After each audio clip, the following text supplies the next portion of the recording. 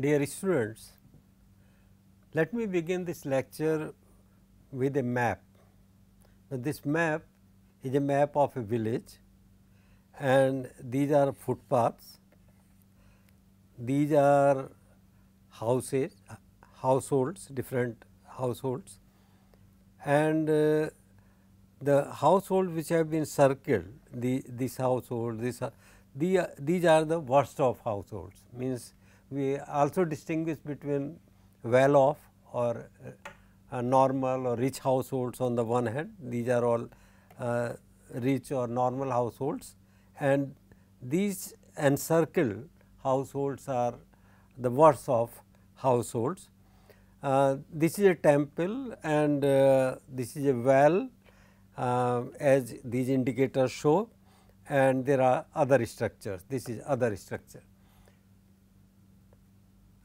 This map can be drawn by anyone, it can be drawn by you, and you can show many more things in the map. You can show the building of the Gram Panchayat, you can show other things, ponds, and then you can also show some trees or plants. What is so great about this map? Now, the great thing about this map is that this map is not drawn by an expert, it is not drawn by a social scientist or a geographer, it is not drawn by an artist. This is drawn by women who belong to this village, and it is called social map by women. So, there are two important aspects of this map. One, that this map has been drawn, it has been drawn not necessarily on a piece of paper, it is drawn on the earth and it is drawn by women belonging to this village, and it is called social map because it shows the differences between ordinary households and worst of or poor households, and temple and other things, well, etc., can be shown. The exercise in which people belonging to the community, to the village themselves draw these maps and discuss issues of social development while drawing the map, or the facilitator or the researcher as a facilitator raises questions about the various things on the map and people respond. This is a special technique which is called participatory research, that people belonging to the community or the village themselves are responsible for these maps, and the facilitator responds to these maps and discussion by asking further questions. So, there is lot of learning, and this learning is about the people, about their perceptions, ambitions, perspectives on development, definitions of development, approaches to development, and they might differ from one community to another in the same village. This is called participatory research. Like these are the women, these women, you know, on here with the help of some slips on which something is written, are trying to evolve a map, and this lady is the facilitator. This facilitator is not asking question as in questionnaire or in interview schedule. She is not even deciding what questions to be asked. These women are given a particular task. Okay, let us play. It is a kind of play for villagers, and facilitator simply facilitates discussion on some chosen topic, and these women respond.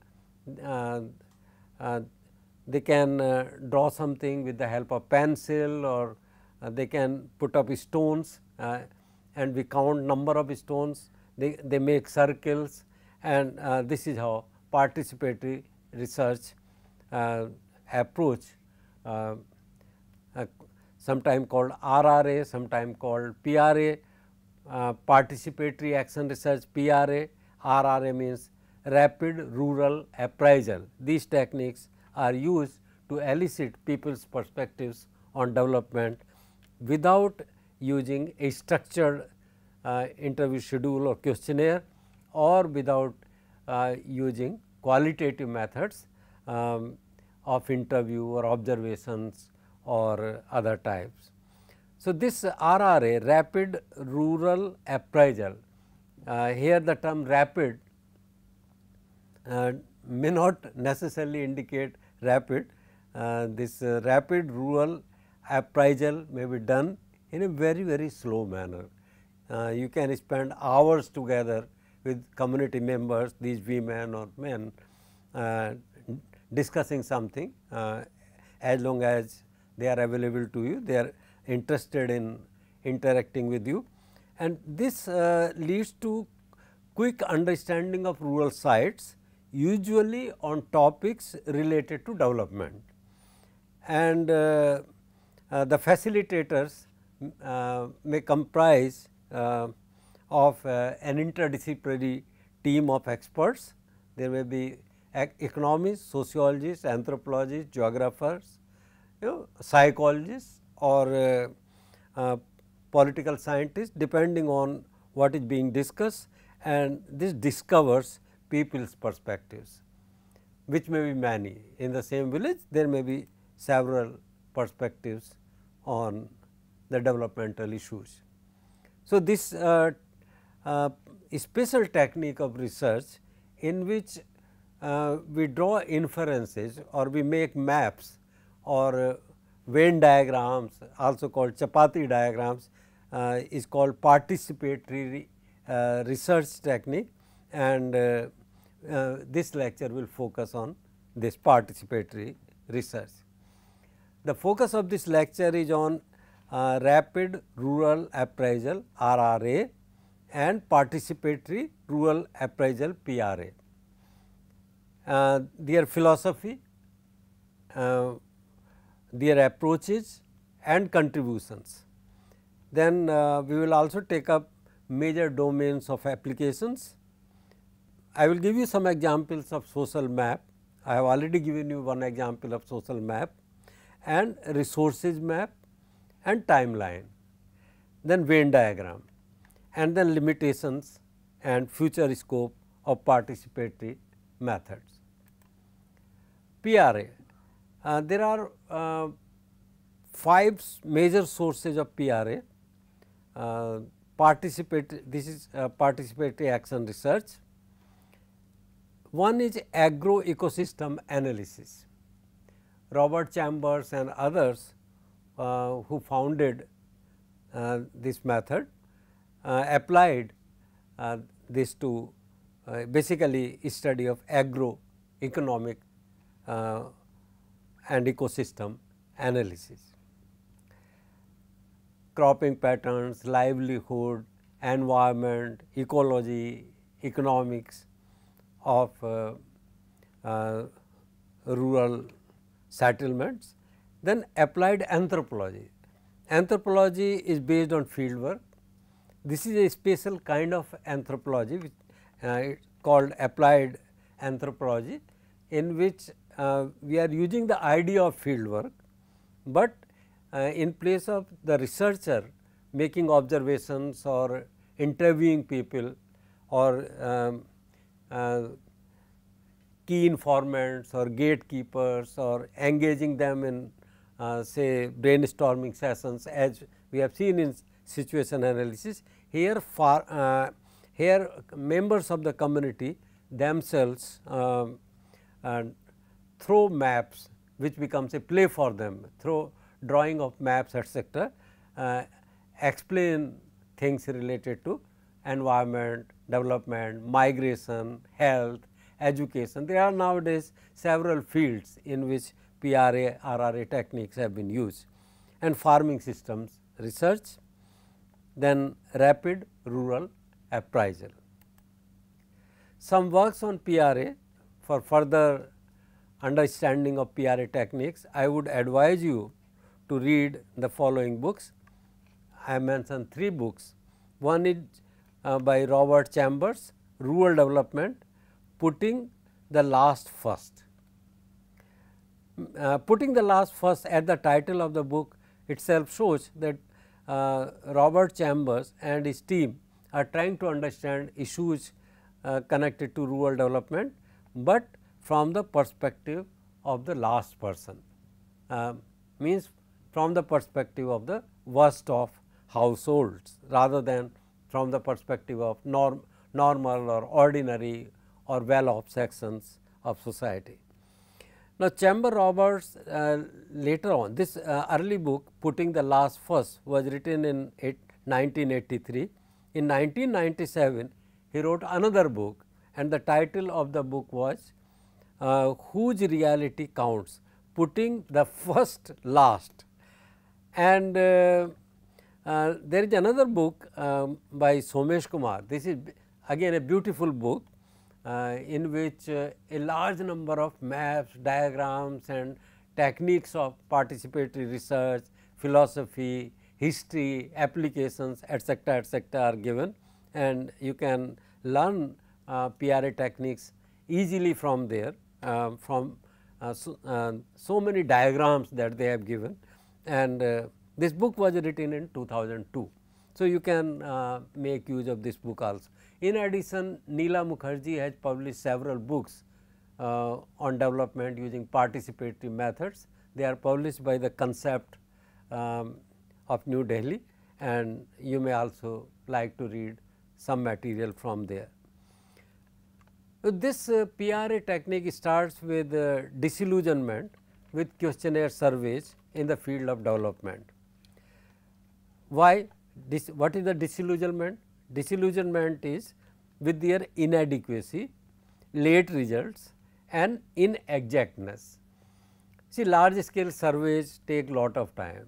They take lot of time in planning, in administering interview schedules, in bringing back the field of forms, then in coding, data entry, analysis, report writing, statistical analysis, and at every stage questions may be asked about appropriateness of the techniques used. And still you feel quite dissatisfied or disillusioned with the findings. Otherwise, if surveys and interviews or ethnographic works had provided adequate understanding of rural development issues, then there was no need for PRA or RRA exercises. Because we are not happy with the surveys, so many large scale, statewide, district wise, all kinds of surveys have been conducted, and at the end of them we still feel dissatisfied with the findings. We feel as though we do not yet understand the development issues from people's perspective. Later on, this produce rapid rural appraisal. When you want something quick, you want a quick analysis of impact of say Mahatma Gandhi National Rural Employment Scheme. You want quick results of impact of new changes in health or family planning policy or right to education program. What has happened to literacy, enrollment rates and related issues after say 2 years, 3 years, 4 years of implementation of right to education program RTE, and you do not want to conduct a nationwide survey. So, then and you also want holistic information about it, in which you cover facilities, you cover people's attitudes, you cover say number of teachers, you cover building, you cover purpose or meaning of education to people, you cover livelihood issues, employment and employment of children or and also child rights. So, that holistic picture of education or impact of right to education program, a quick impact of that can be used can be conducted by using PRA or RRA. And in this PRA or RRA, teams of investigators or teams of experts, multidisciplinary team of experts go to villages, interact with people, play some games, and with the help of people draw maps and diagrams and interact with them. When they are making maps or diagrams, you also interact with why are you drawing like this, why is this circle bigger, what are the difficulties in migration, and the facilitators or experts note down the responses of the people, and maps drawn by the people and the field notes become the outcome of this research. Here I have already mentioned this, but I am repeating that the term rural is misnomer. PRA has been applied in both urban and rural settings. Initially, because it all started with studies of agro and ecological and economic systems. So, this happened in rural areas, rural settings, but nowadays PRA, RRA exercises, methodologies of PRA, RRA are also being used in study of organizations and in urban areas. Regarding philosophy, approaches and contributions, there is reversal of learning, there is rapid and progressive learning. This offsets biases of the researcher, and there are multidisciplinary teams of researchers. So, it removes biases. Optimal ignorance, this is a beautiful term from PRA, RRA exercises. Optimal ignorance, we do not want to know everything, we want to know at minimum cost what we need to know. If we want to implement some new scheme, what do we want to know about implementation issues of that scheme? That is all. We do not want to know everything. That is why it is called optimal ignorance. In surveys also we do not know everything, but here the goal is very clear, optimal, that at minimum cost, cost in terms of manpower, in terms of money, in terms of time, we want that limited knowledge which is essential for implementation of the programs or for understanding development issues, definitions, concepts, perspectives from people's point of view. Triangulation, another advantage of this is triangulation. You can combine two or more methods of PRA, RRA, or you can also combine PRA with survey research or ethnographic work, field work, or you can combine observations and PRA, RRA exercises. It includes complexity, it is complex, yes, it is complex, uncertain, unplanned to some extent. Yeah. When you interact with the people at that time, by understanding them, interacting with them, by developing empathy, rapport, by looking at the characteristics or composition of your people, your community, you decide about the technique. And diversity, you can hold these exercises in the same village at different places, so that you can see things from different perspectives on the basis of maybe class, on the basis of maybe religion, on the basis of caste and so on. The assumptions behind PRA, RRA exercises are that the poor and marginalized are capable of analyzing their own realities, that everybody, even very poor people, illiterate, even illiterate people whom you call ignorant, even ignorant and poor people are capable of analyzing their own realities. They can and should be empowered to analyze. That is another advantage of PRA, RRA exercises, that when you are involving them, when you are discussing with them various developmental issues, you are also giving them choices, you are making them aware of what are alternatives before them. And this giving alternatives to community members for action, for interventions, and for approaching the authorities, for services and so on, this is also empowering the people. So, as we say that one unique aspect of qualitative research is healing. Here in PRA RRA exercises, one unique aspect, a novel aspect of PRA RRA exercises is empowerment of people. They are, when they are involved in analysis of the difficulties they face in their life, in their livelihood issues, in their migration issues, in their education issues, health issues, then you also empower them and give them choices. The outsiders should act as conveners, catalysts and facilitators. Okay. Self-critical awareness of the facilitator is an essential prerequisite. The facilitator must be unbiased, reflexive, and reflexive means self-critical, that the facilitator is willing or is ready to question the inferences that he or she draws by conducting a study in the field. The facilitator should reflect critically on their concepts.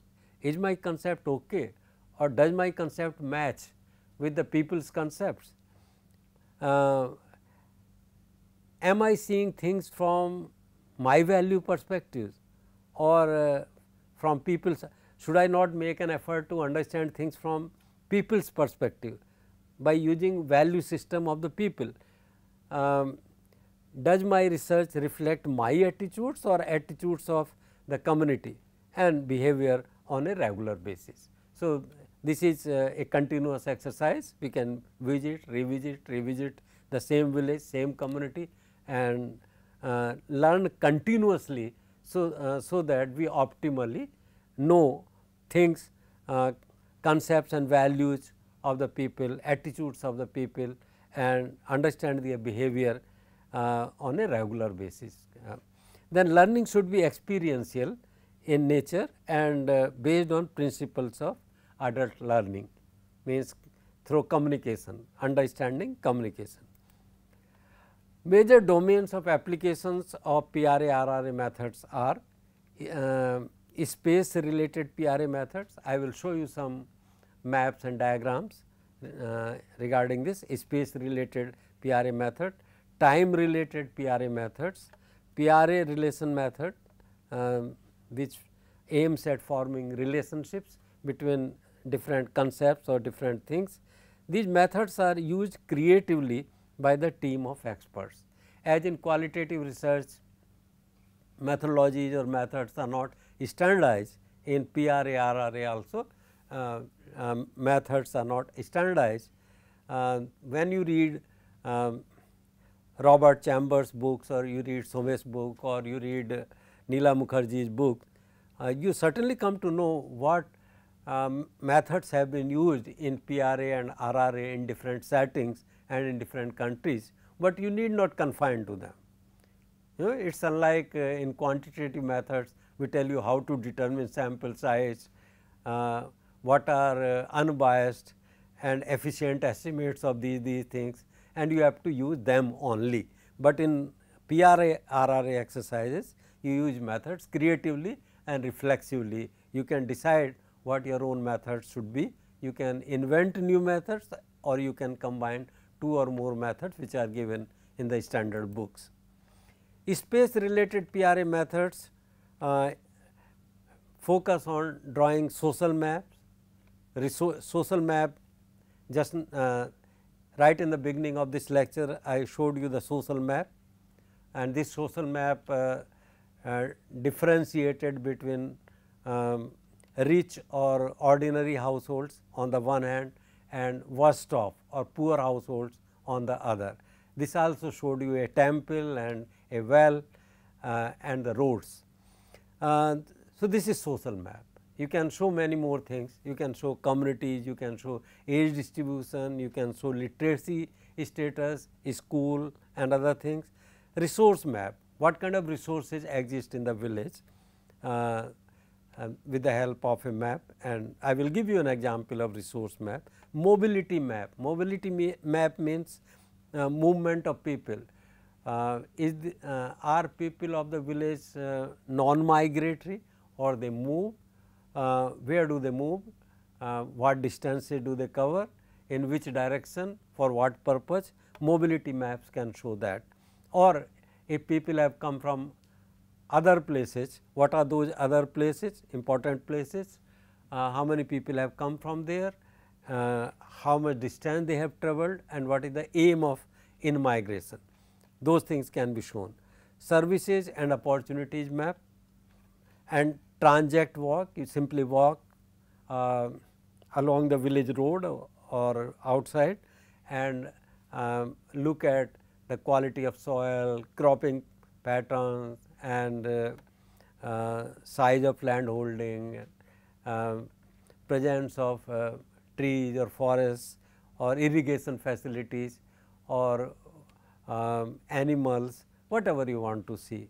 So, you are moving around the village or from one place in the village to another place, other extreme or outside village, and you are drawing this map yourself or through the interdisciplinary team of researchers. Then participatory census method. Census, this participatory census means that there is a census, we count, but this counting is done in a participatory manner. In population census of India, it is the investigator who counts. In industrial census of India, it is investigator who looks at the balance sheets, but here in participatory census, people conduct their own census, how many of which category, and the principle of optimum ignorance shows that we do not ask all kinds of questions. In census, you ask 22 questions including fertility, mortality, literacy, religion, marital status, disability, but in participatory census, you may simply confine to those questions which are of direct interest to planners or to you at that point of time. Time related.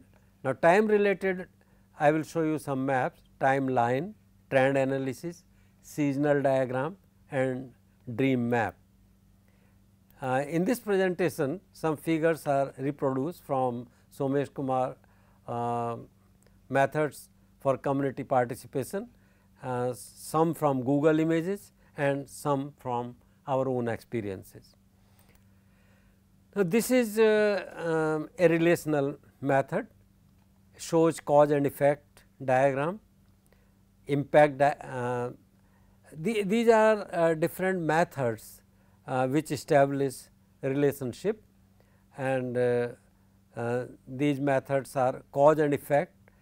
You can write effects here, you can write effects in the columns, causes here in the rows, impact in the same way, what is the impact of this on this.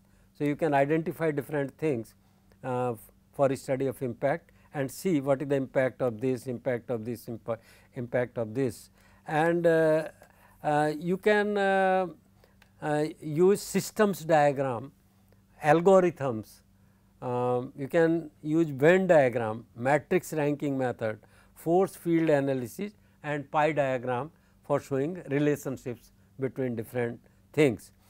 Here you see this seasonal diagram is prepared by the community members, and so many indicators have been used, colors have been used, and a matrix form has been used.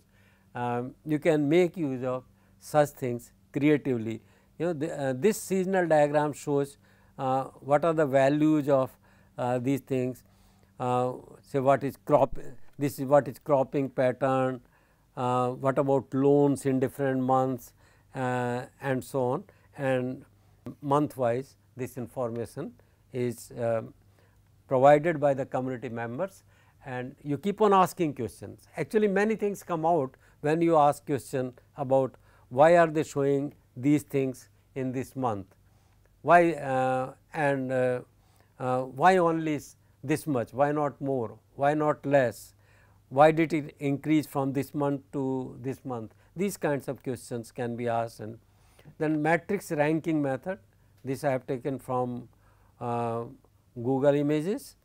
The activities, people will themselves say what how many activities are involved in something, like here in 7 activities are mentioned, and milk collection, yogurt making, artificial insemination, buying something, starting a saving scheme, buying fencing material, starting a shop and so on, and these are how many people state them. So, on the basis of how many people state them, you can rank them, like this activity is mentioned by 9 people.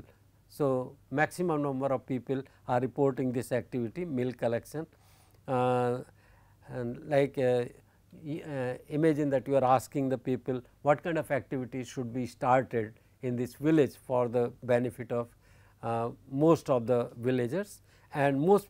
So, there are 9 votes or there are 9 people who are reporting milk collection. So, rank 1, and the minimum rank is of artificial insemination service or buying fencing material. These are least important. There should be 6 or 7, but because equal number of 2 persons have mentioned them. So, both of them are given the rank 6 and 6. You can give them 6.5, 6.5 using quantitative methods, does not matter. So, this gives an overall picture of from people's perspective what kind of activities will benefit the people. Social map is the most important tool of PRA. It is made by the participants, not experts, shows people's perceptions of social reality such as school, temple, houses, post office, etc., provides a forum for discussion, serves as monitoring and evaluation tool. In addition, using symbols, it can provide details. For example, social map is the most important tool of PRA. It is made by the participants, not experts.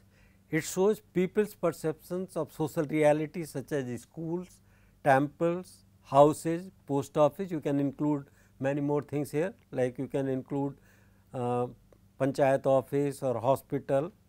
Provides a forum for discussion, because I have been saying that while people are involved, community members are involved in drawing picture, they may be illiterate, they cannot write something, they cannot read something, but they can certainly draw pictures and diagrams. It is a fun for them to draw pictures and diagram. It serves as monitoring and evaluation tool, whether certain activities have been started as a result of some program.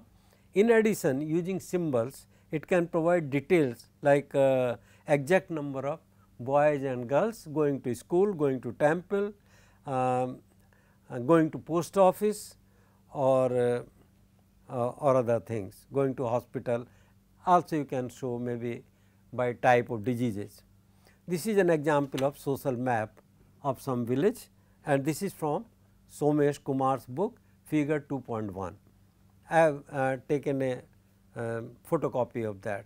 Now, this shows boys, girls, unenrolled, enrolled, dropouts. It also shows school, convent, railway track, highway, temple, post office, Anganwadi, Bor and Chavdi. This is a beautiful map, and interestingly this map is not made by the expert. Expert only facilitates. The map is made by the people. People tell you that these are the road, these are houses, these are temples, these are schools, and so many boys and girls are attending school. This kind of map is called social map, and we write a title, and we also write here, it is not written in this map, but we write in the corner the name of the facilitator and also the names of the community members, with help of whom we have drawn this map. While drawing the map, we ask, is there any reason why this is located here and not somewhere else, why not here? So, the people will come up with different answers, and these answers are also of interest to experts, and they can take notes, and these notes are analyzed later as in qualitative research. Resource map. Resource maps show topography, terrain and slopes, forest, vegetation and tree species, soil type, fertility of land, erosion and depth. So, soil fertility, soil erosion and soil depth, land use, water, water bodies, watershed development and agricultural development and cropping pattern, productivity, etc.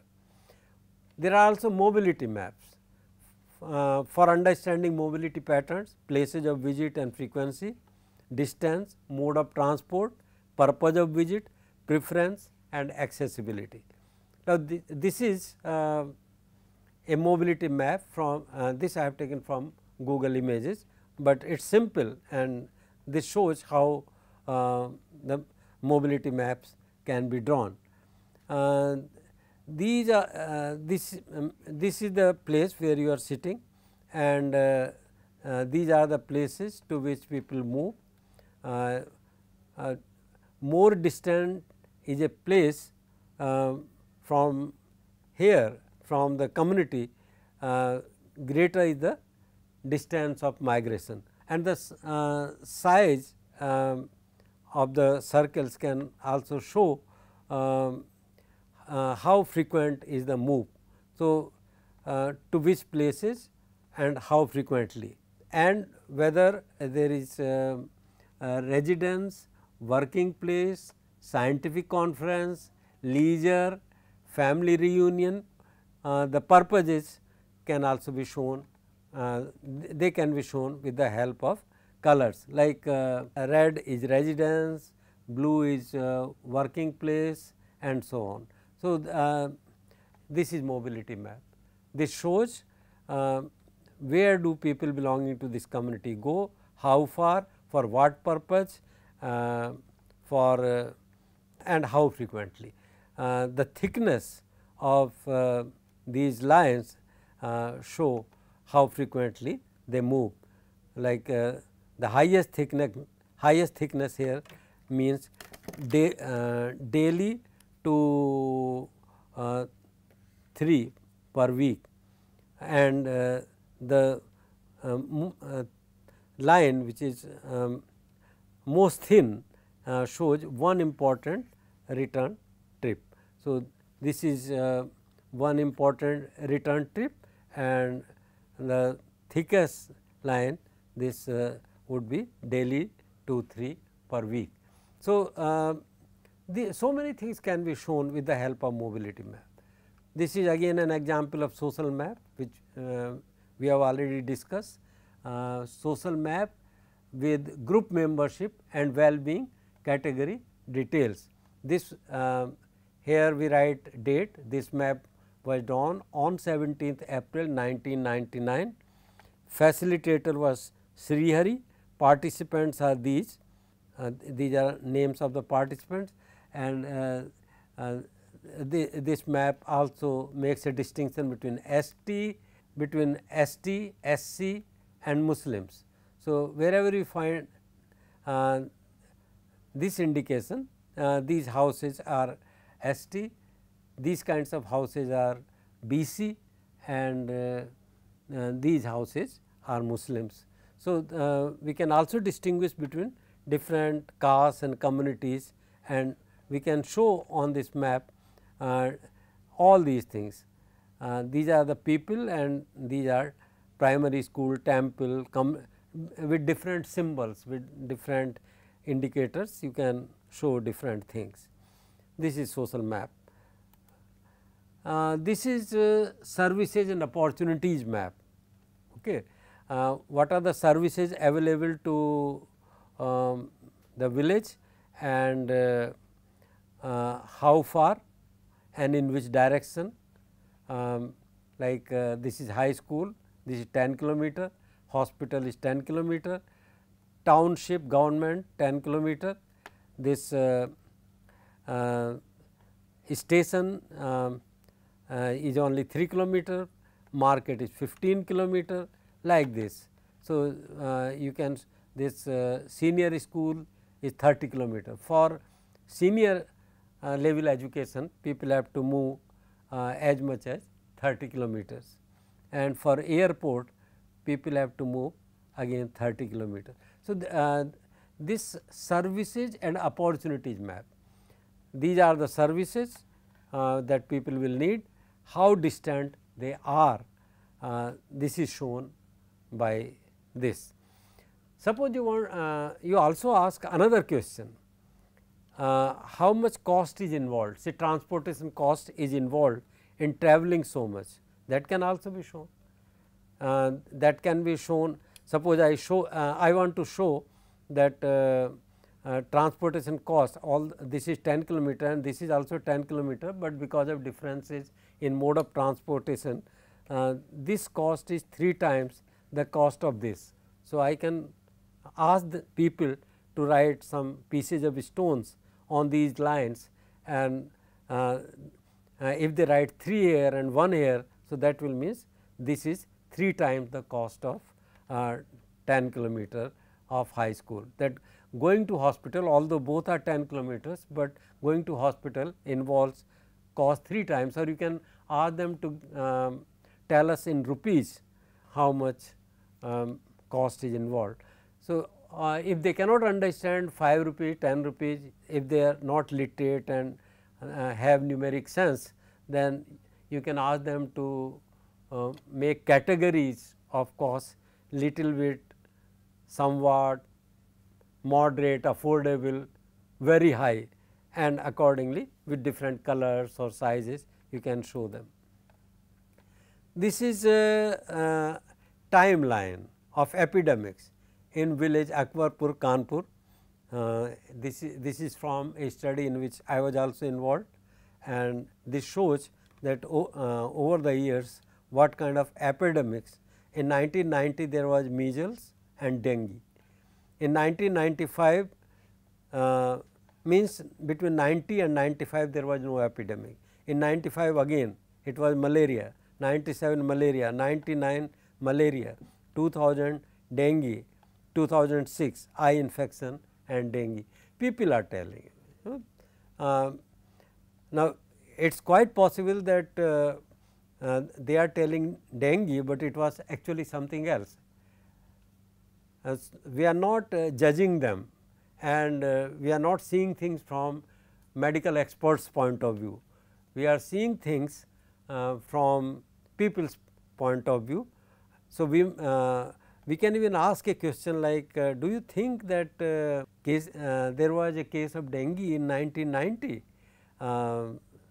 We have not, as far as I understand, there was no dengue in this area in 1990, and listen to them what they say.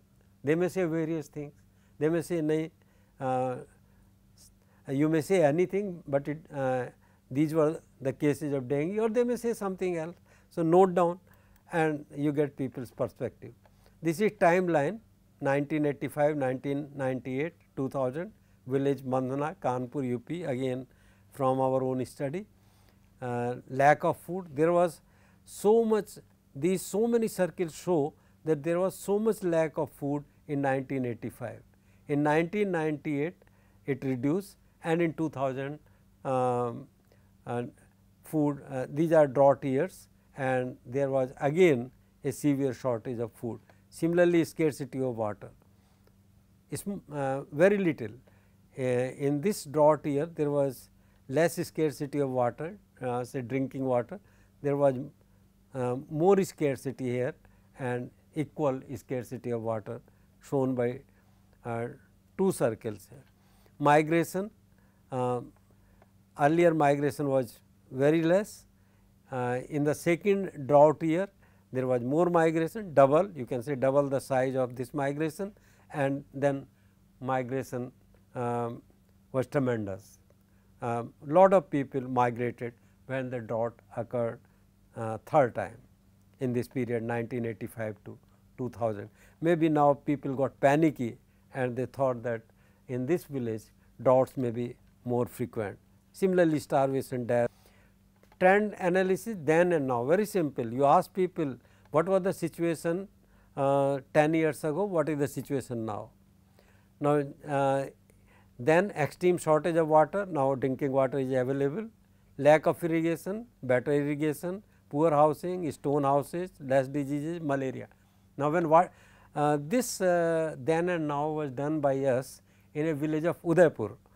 In Udaipur earlier there was severe shortage of water. Now because of canals there is no shortage of water and they are also growing wheat and paddy, but malaria has come.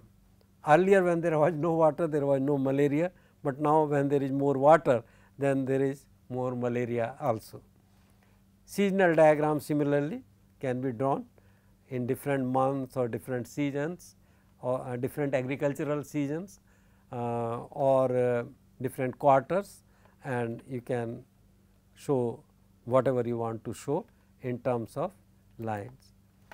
Venn diagram, this is one of the main things or one of the main types of diagrams used in participatory research.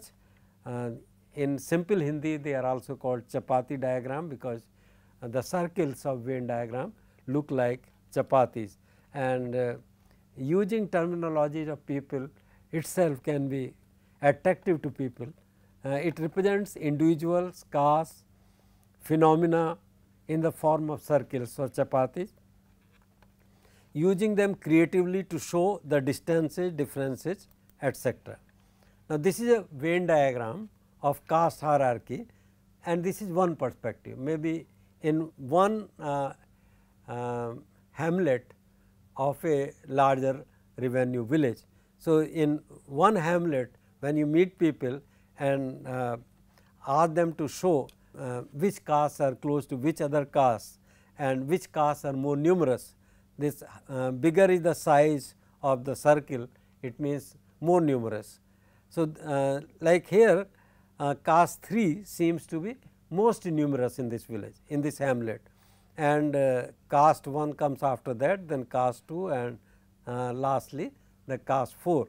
And this arrangement of circles, different circles representing different castes 1, 2, 3, 4 also shows which castes interact with which other caste more frequently. Like this shows that caste 4 and caste 1 have absolutely no interaction.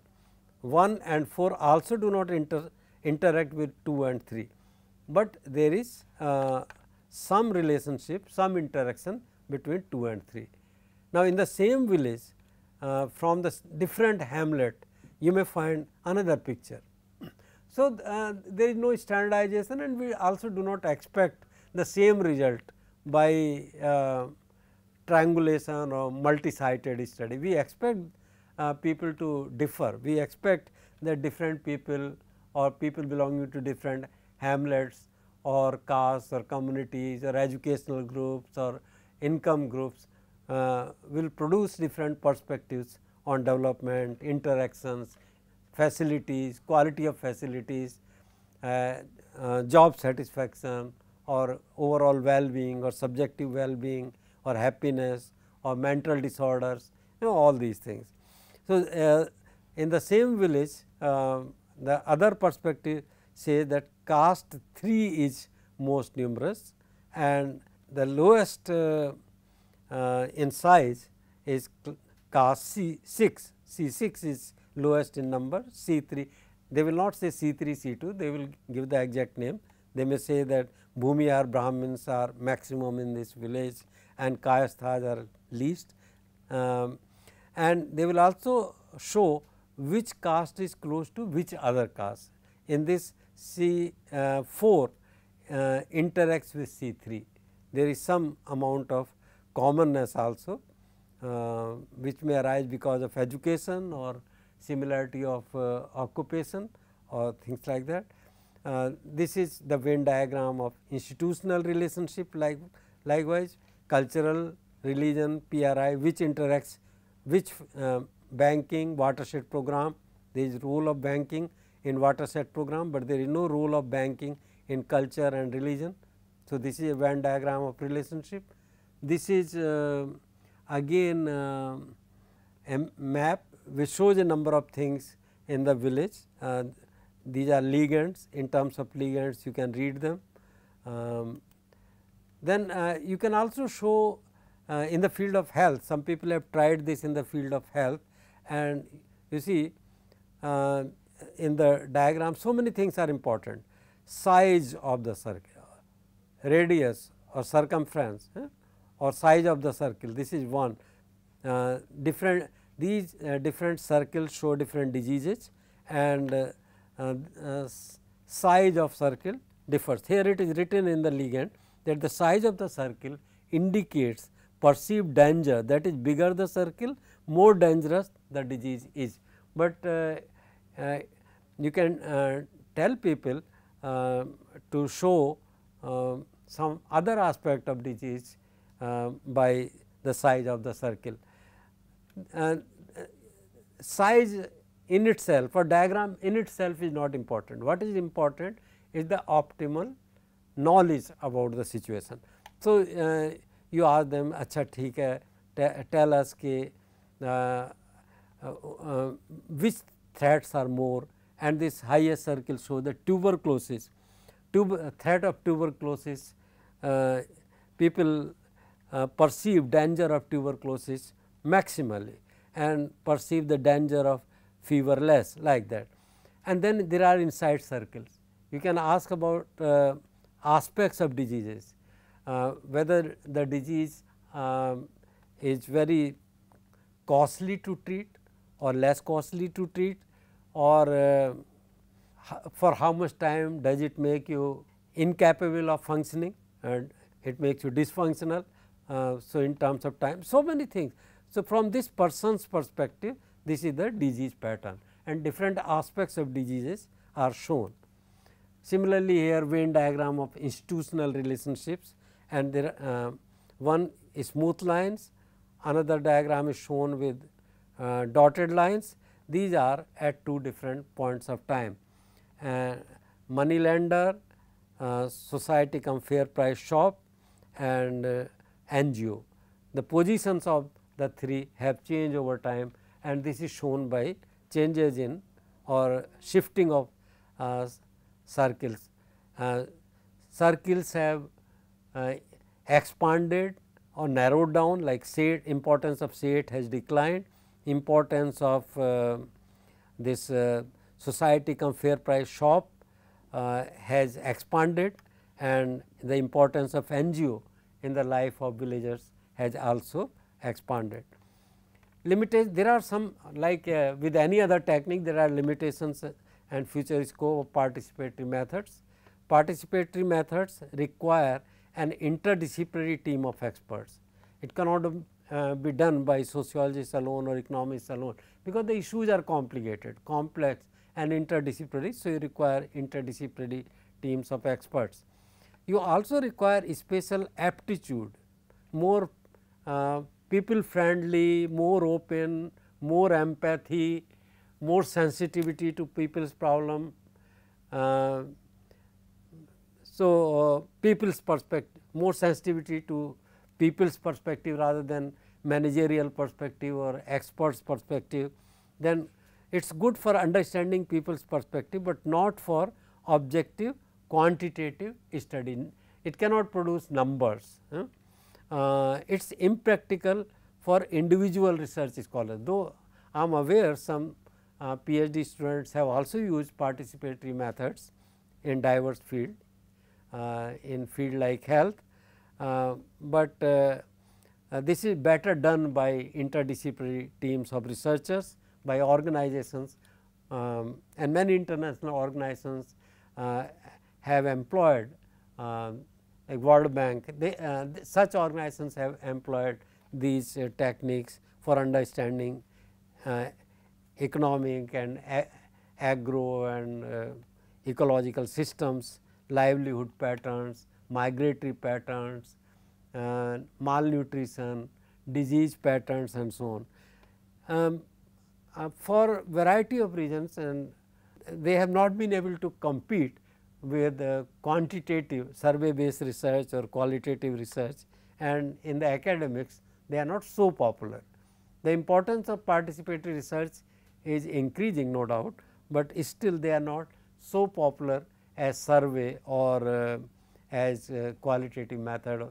Actually, these days in different fields of social sciences, qualitative methods are more in use, and in psychology, in sociology, students are using more of qualitative methods rather than quantitative methods, but in qualitative methods it is more towards grounded theory or coding, narrative analysis, and very few people are using participatory method. But in the study of developmental issues from people's perspective, yes, participatory technique can be of enormous help, and this is best for triangulation. Maybe you can combine your survey or qualitative methods with participatory techniques. What it means that in participatory research, you call a meeting of the villagers, and maybe villagers are if they are literate, it is good, well and good, but if they are illiterate, still they can draw simple maps on earth with the help of pencils, papers or stones or twigs, or you can give them colors, and they can draw circles of various sizes and ask them to show a characteristic with the help of color, size, and all of them will be able to do. And when they are drawing, like in case of health, which diseases are more deadly, they will draw a bigger circle for something like cancer, they will draw a small circle for something like cold. Then you ask how costly it is, or you can ask to what extent people of this village community are affected, and use lines, circles, some other ligands for showing differences in these things, and discuss. The discussion with people when they are drawing or they are playing also contributes to knowledge about the issue, and these are participatory methods. Thank you.